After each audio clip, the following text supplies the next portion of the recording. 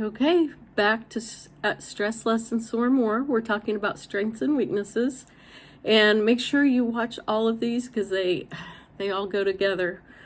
But if we know our weaknesses and we get to that acceptance stage, we might be depressed for a little bit because we're like, yeah, this is true about me. This is something I need to work on. We might be mad, defensive. Remember the stages of grief. So we're kind of taking a loss here if we haven't accepted something about us that is a weakness. And I don't want you to accept things that aren't either. You've got to take in information and process it. But when you accept your weaknesses and you know yourself better, you can go to God with those weaknesses. He's been waiting. For some of us, he's waited a long, long time. So make a list.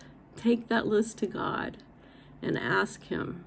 Ask him to be your strength in those weaknesses, and start making a journal of how he answers that prayer. What about our strengths? I consider my strength of empathy a strength, but it can also be a huge weakness. God has to mold that.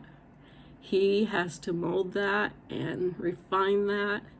And that is why we go through trials, so that we can be refined, so that we can be strengthened, so that our hope does not disappoint, as it says in the Bible.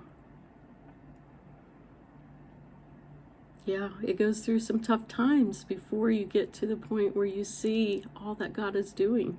And then you drop to your knees because he's been so faithful.